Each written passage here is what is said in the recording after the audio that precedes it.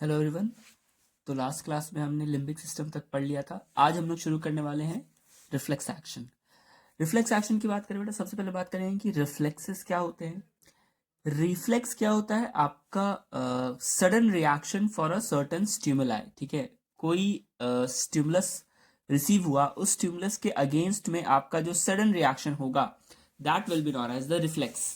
ठीक है, for example बहुत जो कॉमन एग्जाम्पल जो दिया जाता है कि अगर आग आग के ऊपर अगर आपका हाथ चला जाता है तो आप तुरंत उस आग से अपने हाथ को दोबारा से वापस से खींच लेते हो।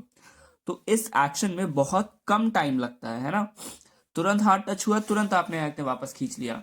ठीक है, बहुत ही in a split of seconds में ये काम होता है। तो this is known as reflex action. और अगर हम एनसीईआरटी की अगर लाइन देखें तो वो उन्होंने बहुत ही क्लियरली लिख रखा है, it is the process of response to a peripheral nervous simulation that occurs involuntary and requires involvement of a part of central nervous system. क्या मतलब है इसका कि रिफ्लेक्स एक्शन क्या है? ये एक ऐसा प्रोसेस है, ये एक रिस्पॉन्स प्रोसेस है। कैसा रिस्पॉन्स प्रोसेस है? पेरिफेरल नर्वस सिमुलेशन का। पेरिफेरल नर्वस सिमुलेशन का क्या मतलब है कि जब भी कोई स्टिमुलाई रिसीव होता है, ठीक है, जब भी कोई स्टिमुलस रिसीव होता है, ठीक है, तो वो किसी रिसेप्टर ऑर्गन पर ही रिसीव होगा। ठीक है, सपोज स्किन पे एक्ट रिलीज होगा, आई पे एक्ट रिलीज होगा, है ना, ईयर्स पे एक्ट रिलीज होगा, टंग पे रिलीज होगा, एटसेट्रा। ठीक है, तो अब इन रिसेप्टर ऑर्गन्स पे कौन से न्यूरॉन्स प्रेजेंट है, कौन से एक्ट हैं न्यूरॉन्स प्रेजेंट है बेटा।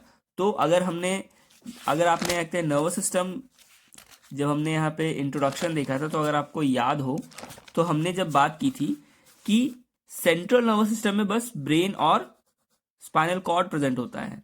ठीक है, वहीं इन स्पाइनल कॉर्ड से निकल के जो रॉड्स पूरे बॉडी में डिस्ट्रीब्यूट होते हैं वो पेरिफेरल नर्वस सिस्टम के पार्ट होते हैं। तो बाकी के एक जितने भी एक पार्ट हो, स्किन हो, बेसिकली स्किन हो, ठीक है, ईयर्स हो, आईज हो, टंग्स हो, इनमें जो एक न्यूरॉन्स गए होंगे बेटा वो पेरिफेरल नर्वस सिस्टम के पार्ट होंगे, है ना। इसीलिए ये कह रहा है यहाँ पे response to a peripheral nervous stimulation. Peripheral nervous system में जो भी आते हैं स्टिमुलस आएंगे उनके रिस्पॉन्स का प्रोसेस दैट अकर्स इनवॉलेंट्री। ये इनवॉलेंट्री प्रोसेस होता है बेटा, ठीक है, इट इज नॉट वॉलेंट्री। इसे हम कंट्रोल नहीं कर रहे हैं, ठीक है, इसे हम कंट्रोल नहीं कर रहे हैं, ठीक है, ये खुद ब खुद कंट्रोल हो रहा है। It is involuntary in action and requires involvement of a part of central nervous system. अब सेंट्रल नर्वस सिस्टम के किसी एक पार्ट का इन्वॉल्वमेंट होता है। सेंट्रल नर्वस सिस्टम का दो तो पार्ट ही होता है, first is the brain and another one is the spinal cord. ठीक है, तो अब देखो अगर हम लोग रिफ्लेक्स एक्शन का एग्जांपल दें तो कैसे होगा। सपोज दिस इज ये कोई ऑर्गन है जहां पे कोई स्टिमुलस आया, ठीक है, suppose this is the skin, यहां से कोई स्टिमुलस आया, ठीक है, आपके स्किन के ऊपर लगा, तो skin will act as a receptor. ठीक है, तो रिसेप्टर ने उस स्टिमुलस को रिसीव कर लिया। जब उस स्टिमुलस को रिसीव कर लिया जाएगा तो तो फिर क्या होगा, सेंसरी न्यूरॉन्स जो होंगे बेटा, ठीक है, वो एफरेंट पाथवे को फॉलो करेंगे। एफरेंट पाथवे क्या करता था? एफरेंट पाथवे रिसेप्टर से एफरेंट पाथवे रिसेप्टर से सेंट्रल नर्वस सिस्टम की तरफ लेकर के जाता था स्टिमुलस को, है ना। तो सेंसरी न्यूरॉन्स के थ्रू ये एफरेंट पाथवे को फॉलो करके कहा जाएगा, या तो ब्रेन में जाएगा या तो स्पाइनल कॉर्ड में जाएगा। ठीक है, suppose this is the spinal cord, तो स्पाइनल कॉर्ड में जब जाएगा तो स्पाइनल कॉर्ड के अंदर क्या प्रेजेंट होगा? रिले न्यूरॉन या फिर एसोसिएटेड न्यूरॉन। हमने टाइप्स ऑफ न्यूरॉन पढ़ रखा है। यहां पे देखते हैं क्या होगा, प्रोसेसिंग होगा कि भाई जो रिसेप्शन आया है, जो स्टिमुलस आया है, ठीक है, वो स्टिमुलस क्यों आया है और उसके अगेंस्ट में क्या करना है। ठीक है, तो कि स्टिमुलस जो आया है वो आया है कि आपका हाथ जो है वो किसी हॉट किसी भी गर्म चीज पर टच हो गया है, तो दिस इज द स्टिमुलस। अब इस इंफॉर्मेशन को प्रोसेस किया जाएगा। अब इस इंफॉर्मेशन को जब प्रोसेस कर लिया जाएगा तो फिर एक ऑर्डर बनेगा कि अच्छा अगर ऐसा है तो फिर हाथ को पीछे भी करना है, अदरवाइज आपका हाथ जल जाएगा। तो ये जो ऑर्डर बना है ये ऑर्डर फिर किसके थ्रू देखते हैं फर्दर कैरी ऑन किया जाएगा? मोटर न्यूरॉन के थ्रू। ठीक है, मोटर न्यूरॉन के थ्रू किसको फॉलो किया जाएगा? इफरेंट पाथवे को। इफरेंट पाथवे क्या करेगा? From CNS to effector muscle. याद होना चाहिए इफेक्टर मसल क्या था। ठीक है, from CNS to effector muscle stimulus को लेके जाता है। ठीक है, तो मोटर न्यूरॉन्स इफरेंट पाथवे को फॉलो करते हुए कहां जाएंगे भाई? इफेक्टर मसल के पास जाएंगे। तो in this case effector muscle क्या हो जाएगा? जो आपके हाथ के जो मसल्स है, जो आपके आर्म्स के जो मसल्स हैं, that will act as a effector muscle. और क्या होगा? वो तुरंत से कॉन्ट्रैक्ट करेंगे और आपका हाथ दोबारा से पीछे चला आएगा। ठीक है, so this is what we call as reflex action. ठीक है, this is what we call as a reflex action. चलो आगे देखते देखते बेटा। Next is reflex arc. Reflex arc क्या होता है बेटा? देखो, रिफ्लेक्स आर्क ये कहता है कि जब भी रिफ्लेक्स एक्शन होगा, ठीक है, रिफ्लेक्स एक्शन में इंपल्स जो होता है, ठीक है, रिफ्लेक्स एक्शन में इंपल्स जो होता है, it takes the shortest route possible. ये शॉर्टेस्ट रूट पॉसिबल को ही लेता है। इसका क्या मतलब है बेटा?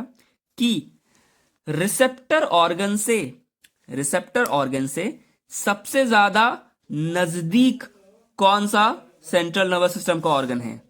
ठीक है, तो सपोज ये कोई रिसेप्टर ऑर्गन है, इस रिसेप्टर ऑर्गन से सबसे नजदीक कौन सा सेंट्रल नर्वस सिस्टम का पार्ट होगा? या तो ब्रेन या तो स्पाइनल कॉर्ड हो सकता है। तो अगर इस रिसेप्टर ऑर्गन से नजदीक ब्रेन है, ठीक है, नजदीक ब्रेन है, तो रिफ्लेक्स एक्शन में ये इंपल्स ब्रेन को जाएगा और फिर ब्रेन से इंफॉर्मेशन प्रोसेस होके इफेक्टर मसल के पास भेजा जाएगा। और वहीं अगर रिसेप्टर ऑर्गन से नजदीक क्या है? स्पाइनल कॉर्ड है, तो ये जो कहते हैं रिफ्लेक्स है वो स्पाइनल कॉर्ड के पास जाएगा। ये जो स्टिमुलस है वो सॉरी, ये जो इंपल्स है वो स्पाइनल कॉर्ड के पास जाएगा और फिर स्पाइनल कॉर्ड से जो भी इंफॉर्मेशन प्रोसेस हुआ है वो वापस से इफेक्टर मसल के पास जाएगा। ठीक है, अब देखो, if this is the head, ठीक है, if this is the head, तो हेड का जो मेजॉरिटी ऑफ द पोर्शन है वो तो ब्रेन का ही है। ठीक है, और ब्रेन से निकलते हुए क्या जा रहा है बेटा? स्पाइनल कॉर्ड जा रहा है। ठीक है, तो जो हेड का जो पार्ट है, चाहे वो आई हो, ठीक है, वो नोज हो, माउथ हो, ईयर्स हो, ठीक है, ये सब जो है, इनमें अगर कोई रिफ्लेक्स एक्शन हो रहा है, ठीक है, तो ये ब्रेन से होते हुए जाएगा। ठीक है, और वहीं बॉडी का जो लोअर बॉडी का जो पार्ट है बेटा, ठीक है, ये लिम्स तक की जो बात होगी वो ब्रेन से होगी। वहीं इसके नीचे का जो भी एक पार्ट होगा बेटा, उसके लिए कौन जिम्मेदार होगा? उसके लिए रिफ्लेक्स एक्शन किससे होगा? तो इनके लिए पास जो है दैट इज स्पाइनल कॉर्ड। ठीक है, तो वो स्पाइनल कॉर्ड से रिफ्लेक्स एक्शन होगा। ठीक है, this is what we call as reflex arc. ठीक है, रिफ्लेक्स आर्क क्या होता है? It is the shortest route possible for reflex action to take. ठीक है, चलो, तो यहां पे हमारा रिफ्लेक्स एक्शन भी खत्म होता है। अब हम लोग शुरू करेंगे बेटा सेंसरी ऑर्गन्स। ठीक है, और next topic is sensory organs. Sensory organs में सबसे पहले हमें पढ़ना है आई के बारे में। ठीक है, देखो, अगर आई के बारे में बात करें बेटा, तो अगर हम लोग आई का जो स्ट्रक्चर है, ठीक है, अगर हम लोग बाहर से देखें, ठीक है, इन नॉर्मल व्यू अगर देखें, तो क्या क्या होता है बेटा? सबसे पहले हमें कुछ प्रोटेक्टिव स्ट्रक्चर्स नजर आते हैं जो आई के लिए होता है। ठीक है, क्या क्या नजर आता है? कुछ प्रोटेक्टिव स्ट्रक्चर्स नजर आते हैं, जैसे कि सबसे पहले this is the eyebrow. Eyebrow का क्या काम होता है बेटा? Eyebrow protects our eye from dust particles. ठीक है, नेक्स्ट इज द आईलिड। ठीक है, आईलिड क्या काम करता है? ये भी हमारे आंखों को एक तो प्रोटेक्ट करता है फ्रॉम डस्ट एंड एयर। ठीक है, और ये टाइम टू टाइम क्या होता है? हमारा आंख जो है वो ब्लिंक करते रहता है, तो वो ब्लिंक में क्या ब्लिंक हो रहा है, आईलिड ही तो ब्लिंक हो रही है, ठीक है। So it also helps keeping the I moisturised, ठीक है। अब बहुत ज्यादा देर तक आंख जबरदस्ती खुली रखो तो आपका आंख ड्राई हो जाता है ना, विच इज नॉट गुड। तो मॉइस्चराइजिंग का काम भी आईलिड की वजह से ही हो रहा है, ठीक है। और क्या, आपको अगर याद हो तो हमने स्कल में पढ़ा था लैक्रिमल बोन्स, ठीक है। तो उसी तरह यहां पे लैक्रिमल ग्लैंड प्रेजेंट होते हैं बेटा, ठीक है। यहां पे लैक्रिमल ग्लैंड प्रेजेंट होते हैं। लैक्रिमल ग्लैंड जो है इन्हें टीयर ग्लैंड्स भी बोला जाता है, ठीक है।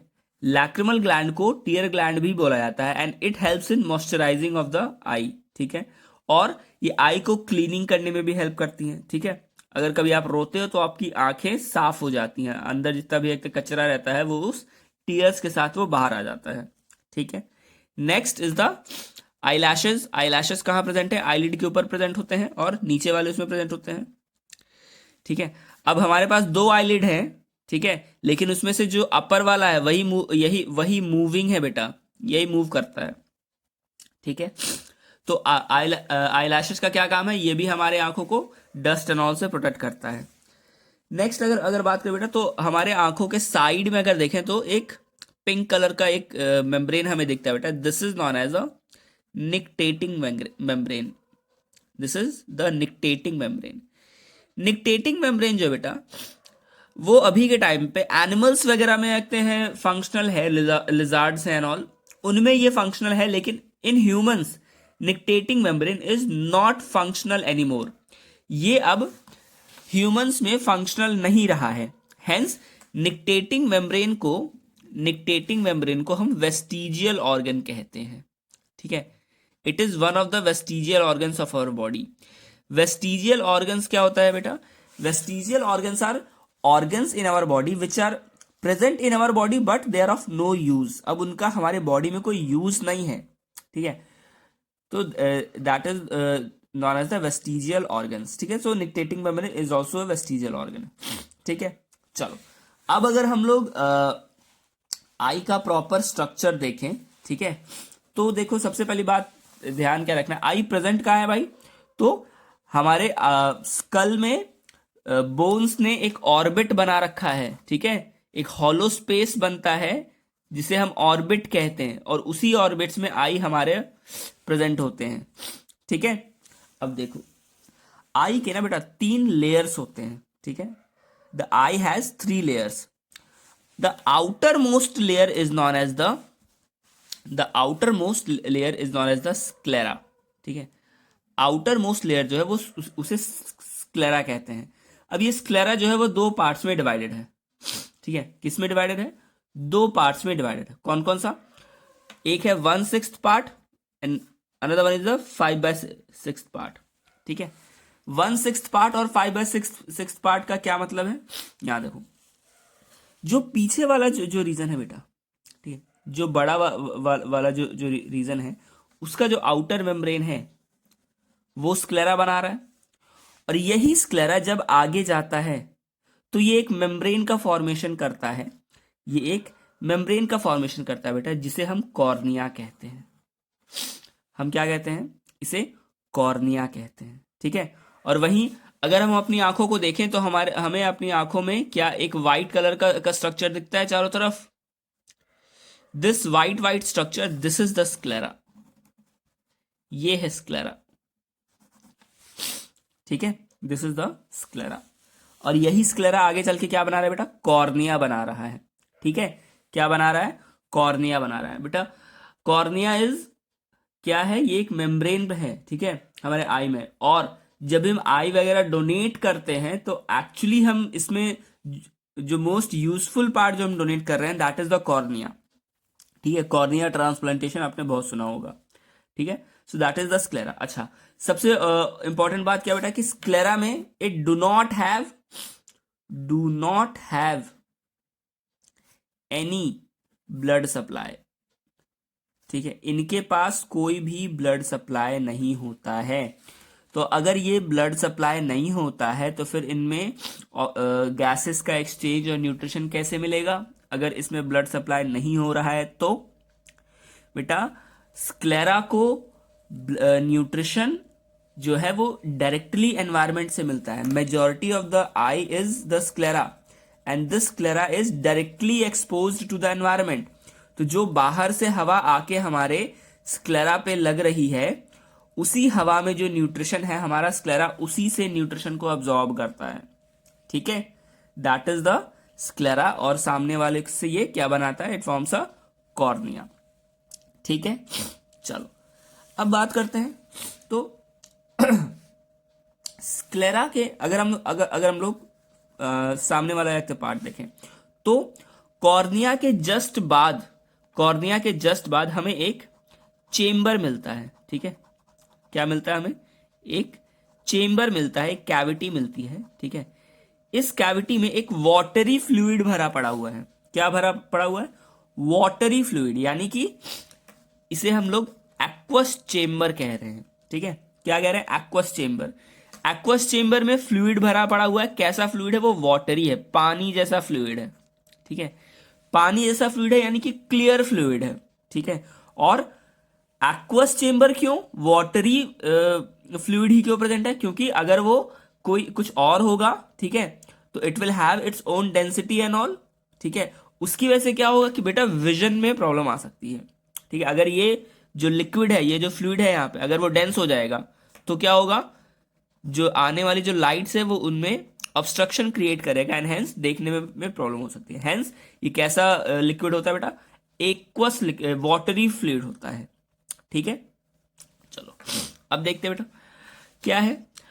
कॉर्निया के जस्ट नीचे से एक set of a bundle of muscles निकल के आते हैं। ठीक है, अ बंडल ऑफ मसल्स निकल के आते हैं, जिसे हम क्या कह रहे हैं? This is known as the ciliary body. ठीक है, इसे हम क्या कहते हैं? सिलियरी बॉडी कहते हैं। ठीक है, अच्छा, सिलियरी बॉडी ही फर्दर जब आगे की तरफ कहते हैं प्रोड्यूस करता है, तो it forms a coloured structure which is known as the iris. Iris is the coloured part of our eye. हम कहते हैं ना, किसी की आंखें काली हैं, किसी की आंखें भूरी हैं, किसी की आंखें ब्लू हैं, किसी की आंखें ग्रीन हैं। क्यों कहते हैं? Because of the colour of the eye. वो किसका कलर होता है बेटा? वो आइरिस का कलर होता है। ठीक है, वो किसका कलर होता है? वो आइरिस का कलर होता है। और क्या प्रेजेंट होता है बेटा? यहाँ पे पिगमेंट्स प्रेजेंट होते हैं, जिसकी वजह से कलर्स, डिफरेंट कलर्स हमें दिखते हैं। ठीक है, आई बात समझ में? चलो अब क्या है बेटा? दोनों आइरिस के बीच वाला जो पार्ट है, यहां ध्यान दो, दोनों आइरिस के बीच वाला पार्ट जो यहां पे क्या प्रेजेंट है? यहां पे कुछ नहीं प्रेजेंट है। ठीक है, दोनों आइरिस के जो बीच वाला जो पार्ट है बेटा, यहां पे कुछ नहीं प्रेजेंट है। It is hollow. ठीक है, ये हॉलो है, इसीलिए यहां ये जो पार्ट होता है ये हमें बिल्कुल ब्लैक दिखता है। ये पार्ट हर ऑर्गेनिज्म का ब्लैक दिखेगा। क्यों? क्योंकि कुछ नहीं है।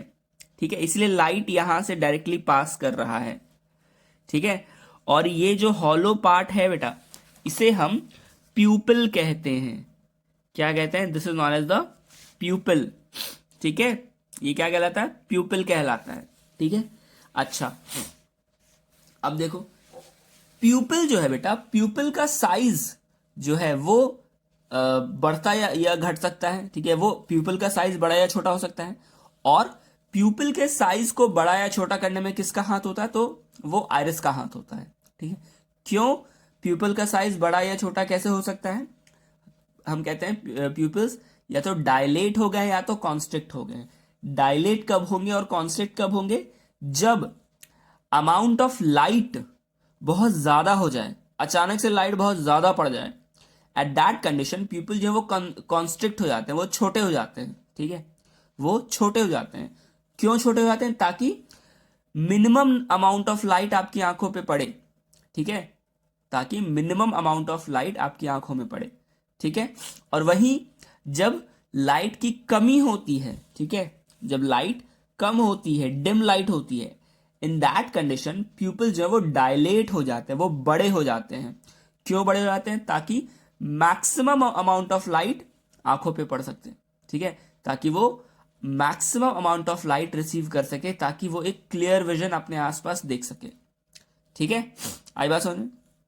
चलो, उसके बाद क्या प्रेजेंट होता है बेटा, अ क्रिस्टलाइन स्ट्रक्चर प्रेजेंट होता है जिसे हम लोग लेंस कहते हैं। ठीक है, क्या कहते हैं, लेंस कहते हैं। ठीक है, लेंस का शेप कैसा होता है, बाय कॉनकेव से होता है। ठीक है, कैसा होता है, अब देखो यहाँ पे ये जो लेंस जो है बेटा, ये कैसे, ये ऐसे हवा में तो एक लटका नहीं हुआ है। ठीक है, ये हवा में तो एक लटका नहीं हुआ है। क्या होता है, ये जो हमारे सिलेरी बॉडीज हैं, इन सिलेरी बॉडीज से कुछ लिगामेंट्स निकलते हैं, सस्पेंसरी लिगामेंट्स कहा जाता है, जो कि ये सस्पेंसरी लिगामेंट्स इस लेंस को क्या करते हैं, इस लेंस के साथ अटैच होके इसे इस तरीके से होल्ड करते हैं, पोजीशन पे होल्ड करते हैं। ठीक है, आई बात समझ में। अच्छा, अब आपने ये भी एक देखा होगा कि लोगों को एक दूर का कम दिखाई देता है ना, या फिर पास का कम दिखाई देता है। ऐसा क्यों क्यों होता है?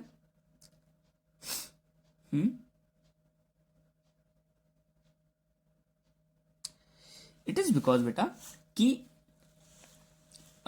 ये जो है दूर और पास का जो कंडीशन है, ये इसलिए होता है क्योंकि जब हम कोई भी चीज देखते हैं, ठीक है, तो उस चीज का एक इमेज हमारे रेटिना पे बनता है। इस बारे में थोड़ा सा और डिस्कशन करेंगे, बट अभी के लिए मैं बता रहा हूं, जब भी कोई चीज देखते हैं तो उसका एक इमेज इस रेटिना पे बनता है। ठीक है, जब वो इमेज इस रेटिना पे बनेगा तभी वो इमेज आगे आगे चल के ब्रेन में जाएगा और वो प्रोसेस होगा। ठीक है, लेकिन जब किसी को कम, ये दूर का एक दिखना कम हो जाता है या पास का दिखना कम हो जाता है, दैट मीन्स क्या हो रहा है, वो इमेज या तो रेटिना के पहले बन जा रहा है या तो बाद में बनता है। ठीक है, कैसे बनता है ये मैं दिखाऊंगा अभी। ठीक है, तो ऐसे केस में क्या होता है बेटा, लेंस जो है वो अपना साइज बड़ा या छोटा कर सकता है डिपेंडिंग अपॉन द सिचुएशन। ठीक है, depending upon the situation lens का साइज बड़ा या छोटा हो सकता है। ठीक है, अगर आपको थोड़ा सा देखते हैं कुछ दूर दूर का देखना है, ठीक है, तो क्या होता है, जब दूर की चीजें देखनी होती है तो आपका लेंस जो है वो थोड़ा सा स्ट्रेच हो जाता है, ये कुछ ऐसा हो जाएगा, बड़ा सा हो जाएगा। ठीक है, ताकि मैक्सिमम अमाउंट ऑफ लाइट इस पे पड़ सके। ठीक है, और वहीं जब आपको कोई भी चीज पास की देखनी हो, ठीक है, कोई छोटी सी बिल्कुल चीज देखनी हो, बारीक सी चीज देखनी हो, ऐसे कंडीशन में क्या होता है, ये थोड़ा सा मोटा हो जाता है, छोटा हो जाता है। ठीक है, ये जो लेंस का जो कहते हैं साइज बढ़ या घट रहा है, लेंस का साइज बढ़ या जो घट रहा है, ये एक प्रोसेस है बेटा। It is occurring because of the ciliary body and the suspensory ligaments. ठीक है, ये इस लेंस के साइज को बढ़ा या घटा रहा है। इस प्रोसेस को पावर ऑफ एकोमोडेशन कहा जाता है। This process is known as power of accommodation. ठीक है, this process is known as power of accommodation. ठीक है, चलो हमने लेंस के बारे में भी पढ़ लिया। अब देखो क्या होता है, लेंस के जस्ट पीछे क्या होता है, एक और कैविटी प्रेजेंट होती है। ठीक है, एक और चेंबर प्रेजेंट होता है, इसमें भी फ्लूइड भरा पड़ा हुआ है। लेकिन ये कैसा फ्लूइड बेटा, इसे वाइट्रस चेंबर कहा जा रहा है और इसमें वाइट्रस फ्लूइड प्रेजेंट है। वाइट्रस फ्लूइड का क्या मतलब है, एक जेल या जेली लाइक फ्लूइड प्रेजेंट है, या तो जेल लाइक या तो जेली लाइक फ्लूइड प्रेजेंट है। ठीक है, ये जेल लाइक या जेली लाइक क्यों है, वाटरी फ्लूइड क्यों नहीं है एक्वस चेंबर जैसा? बेटा ये जेली लाइक इसलिए है क्योंकि ये जो वाइट्रस चेंबर जो है, यही वाइट्रस चेंबर आपके आंख के स्ट्रक्चर को फ्रेमवर्क प्रोवाइड कर रहा है। अगर यहां पे पानी भर दिया जाए तो यह आंख कोलैप्स हो जाएगा, पिचक जाएगा। ठीक है, लेकिन क्योंकि यहां पे ये जेल है तो ये अपना स्ट्रक्चर फ्रेमवर्क बना के रख रहा है। ठीक है, आगे बात समझ में। चलो अब बात करते हैं बेटा, हमने कहा था कि आई के पास 3 लेयर्स होते हैं। तो पहला लेयर तो था स्क्लेरा, दूसरा लेयर है बेटा कोरॉइड। ठीक है, second layer is the choroid. अब देखो, कोरॉइड वो लेयर है which contains the blood supply. ठीक है, कोरॉइड वो लेयर है जिसमें कि ब्लड सप्लाई आता है, यानी कि इसमें ही ब्लड वेसल्स आते हैं। ठीक है, और इस ब्लड वेसल से जो भी न्यूट्रिशन है वो रेटिना की तरफ ट्रांसपोर्ट होता है। ठीक है, कोरॉइड के बारे में हमें ज़्यादा नहीं पढ़ना है। Last, the inner most layer is the retina. The inner most layer is the retina. ठीक है, अब देखो रेटिना की मैं अगर बात करूं तो रेटिना फर्दर 3 लेयर्स का बना हुआ है। ठीक है, रेटिना जो है वो फर्दर 3 लेयर का मिलके बना हुआ है। ठीक है, वो 3 लेयर कौन कौन से बेटा? जो सबसे आउटर मोस्ट जो लेयर है उसे गैंग्लियन कहा जाता है। वो गैंग्लियन सेल्स का मिलके बना हुआ है। जो आउटर मोस्ट जो लेयर है वो गैंग्लियन सेल्स का मिलके बना हुआ है। उसके बाद जो मिडिल लेयर जो है बेटा वो बाइपोलर न्यूरॉन से एक बना हुआ है। बाइपोलर न्यूरॉन्स क्या होता है ये हमने पहले भी पढ़ा है। ठीक है, और जो इनर मोस्ट जो लेयर होता है बेटा that is made up of photoreceptor cells. That is known as photoreceptor cells. Photoreceptor cells का क्या मतलब है बेटा कि दो सेल्स ऐसे प्रेजेंट हैं, दो ऐसे फोटो रिसेप्टर्स प्रेजेंट हैं, ठीक है, जिनके पास पिगमेंट्स होते हैं। ठीक है, छोड़ो पिगमेंट्स को छोड़ो, दो सेल्स प्रेजेंट हैं, कौन कौन से? First is a cones and second one is the rods. Rods and cones दो फोटो रिसेप्टर सेल्स प्रेजेंट है जो कि क्या काम कर रहे हैं? दोनों का विजन में ही काम है बेटा। कोन्स क्या करता है बेटा? कलर को वो करता है। ठीक है, कोन्स का क्या काम है? कलर को रिकॉग्नाइज करना। ठीक है, हमारे कलर परसेप्शन में ये हेल्प करता है। ठीक है, कैसे बेटा? कोन्स के पास एक पिगमेंट प्रेजेंट होता है बेटा, इसे कहा जाता है आइडोप्सिन। ठीक है, कोन्स के पास एक पिगमेंट प्रेजेंट होता है that is known as iodopsin. Iodopsin helps in recognition of 3 colours, कौन जो हमारे बेसिक कलर्स हैं? Red, blue and green. ठीक है, तो जो कोन्स जो है वो रेड, ब्लू और ग्रीन के बैचेस में प्रेजेंट होते हैं। ठीक है, और वहीं जब ये तीनों बैचेस मिलते हैं तो हमें वाइट कलर दिखता है। ठीक है, और इन्हीं तीनों के कॉम्बिनेशन से बाकी सारे कलर्स बनते हैं। तो दुनिया में जितने भी कलर्स हैं we can recognise by using these 3 batches of iodopsin present in the cones. ठीक है, वहीं रॉड्स की बात करें तो रॉड्स में जो पिगमेंट प्रेजेंट है बताया दैट इज द रोडोप्सिन। ठीक है, इसमें रोडोप्सिन प्रेजेंट है। रॉड्स का क्या काम होता है? रॉड्स जो है वो हमें लाइट की कमी में देखने में हेल्प करता है। ठीक है, अगर लाइट कम है ऐसे कंडीशन में हमें देखने में कौन हेल्प करता है? तो rods help in seeing in less amount of light. ठीक है, तो हम ये कह सकते हैं कि rods help in photopic vision. ठीक है, फोटोटॉपिक विजन। ठीक है, और वहीं कौन किस में हेल्प करता है? ये it helps in the scotopic vision. ठीक है, तो आइडोप्सिन हाँ किस में कोन्स किस में हेल्प करता है? स्कोटॉपिक विजन में।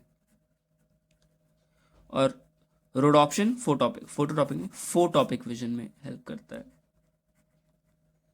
ठीक है, चलो अब देखो यहाँ अगर देखा जाए तो दो स्पॉट्स होते हैं। First is the phobia and second is the blind spot. ठीक है, ब्लाइंड स्पॉट वो स्पॉट है बेटा, ब्लाइंड स्पॉट वो स्पॉट है जहां से सारे नर्व्स वगैरह जो है वो बाहर निकलते हैं और जितने भी रहते हैं ब्लड वेसल्स हैं वो एंटर करते हैं। ठीक है, तो दिस इज द पॉइंट कि अगर इमेज मतलब यहाँ पे अगर इमेज बनेगा तो हमें कुछ नहीं दिखेगा क्योंकि यहाँ पर रेटिना प्रेजेंट नहीं है, तो इमेज बन ही नहीं पाएगा। ठीक है, that is what is known as blind spot. ठीक है, और वहीं फोविया की बात करें बेटा तो fovea is also known as macula lutea. Sorry, हाँ, अब देखो यहां पे देखते हैं क्या होता है बेटा, it is also known as the yellow spot.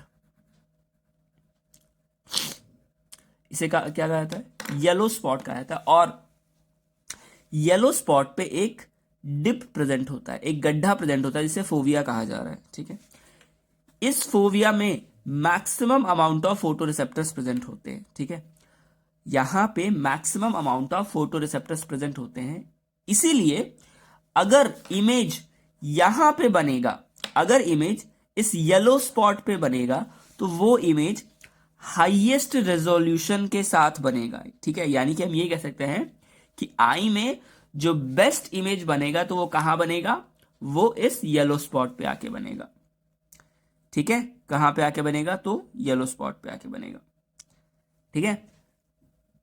देखो मैंने कहा था कि जब इमेज बनता है तो क्या होता है। सपोज ये आपका आई है, ठीक है, दिस इज द लेंस, कोई इमेज यहां पे है, ठीक है। तो इमेज कैसे बनेगा, हाउ इमेज विल फॉर्म। देखो यहां से एक, आपने एक फिजिक्स में लाइट चैप्टर तो पढ़ ही लिया होगा 11th में, ठीक है। तो क्या होगा, लाइट जो है वो लेंस के ऊपर पड़ेगा, लेंस से ये डिफ्लेक्ट होके कहाँ जाएगा भाई, तो रेटिना के ऊपर इमेज बनाएगा, ठीक है। क्या करेगा, रेटिना के ऊपर इमेज बनाएगा। अब दो कंडीशन हो सकते हैं बेटा। पहला कंडीशन ये हो सकता है कि जो हमारा लेंस है वो खराब हो गया है, ठीक है, लेंस जो है वो खराब हो गया है, या तो वो कर्व हो गया है, या तो वो कर्व हो गया है, या तो वो कुछ ज्यादा ही एक्सटेंड हो गया है, या तो वो कुछ ज्यादा ही छोटा हो गया, कुछ भी हो सकता है, ठीक है। सपोज एक कंडीशन है, ठीक है, जिसमें क्या हो जा रहा है, आई से, दिस इज द रेटिना, ठीक है।